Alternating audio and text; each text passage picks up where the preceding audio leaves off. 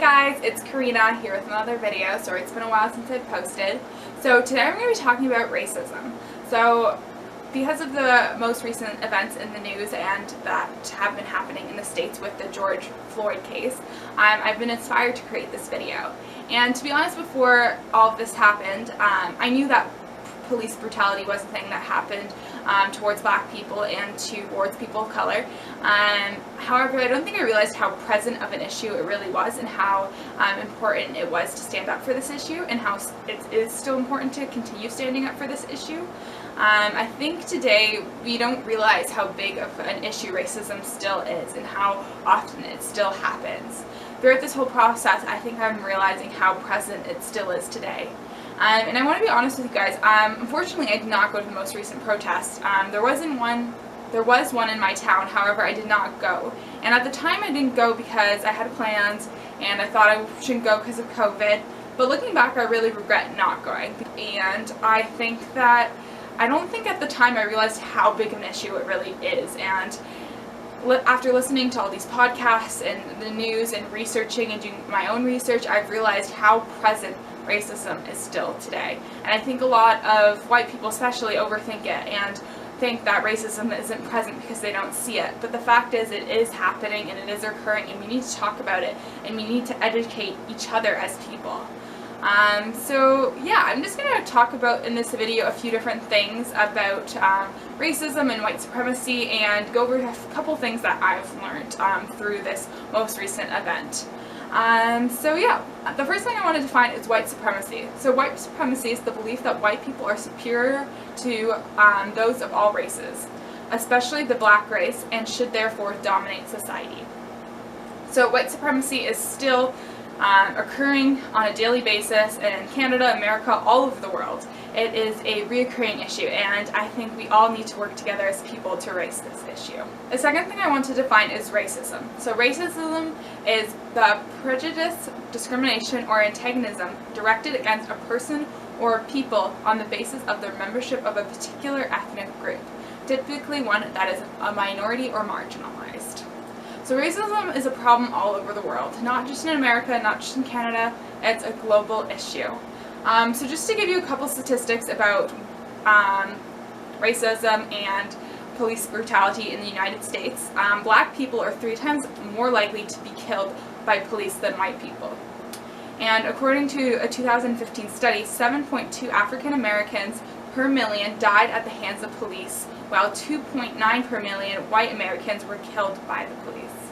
So these are crazy different numbers, and you can just see how it has really affected this country and how racism has really played a role in the police force. And it's really sad to see these numbers and to see how real this really is and how big of an issue racism still is today.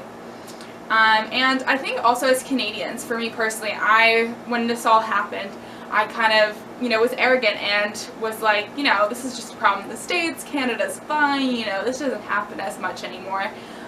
But that's so not true. Although you don't hear about it as much in Canada, it is still very prevalent. And if anything, it's prevalent especially with our Indigenous people as well. So I'm just going to share a statistic about the Indigenous people in Canada and how they're affected by the police force. So in November 2019, the Globe and Mail reported that between 2007 and 2017, more than 1/3 of the people shot to death by the RCMP were Indigenous. Indigenous people make up less than 5% of the population.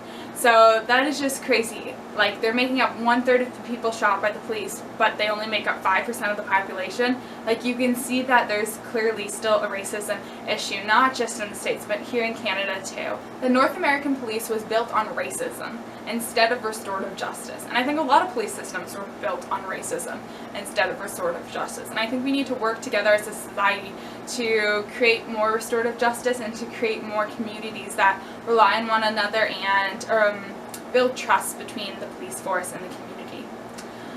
So another point I want to make is why saying all lives matter is offensive. So if I'm being honest, I personally was like, yeah, why is this an offensive term? All lives do matter. And that's true, all lives do matter.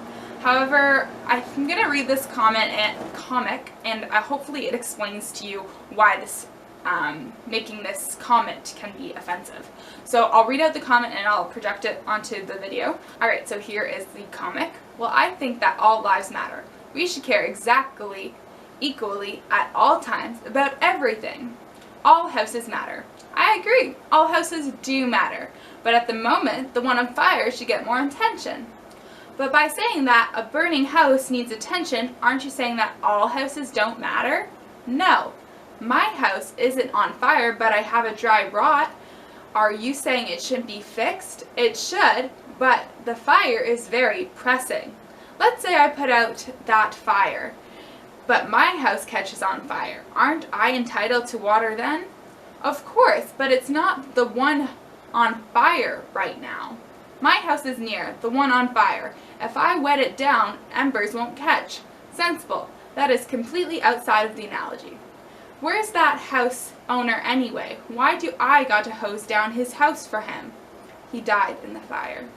So the point of this comic is to illustrate the fact that the big issue on fire right now is racism. And what matters right now is helping Black lives and helping people of minorities right now. That is the big issue, the issue on fire. So you can see how this analogy really explains why Black lives matter. So I hope this comic helped you and break down some of the ideas and concepts behind that comment and why that is offensive. So the last thing I want to touch on is what can we do as people. So I think the best thing we can do is give our privilege to others. And a way we can do that is look at our own lives and look at the ways we are being given privilege. And the way you can give other people privilege is trying to notice when people aren't receiving privilege. So if you're in a group discussion and someone's not being heard, you can give your privilege by speaking up and letting that person speak.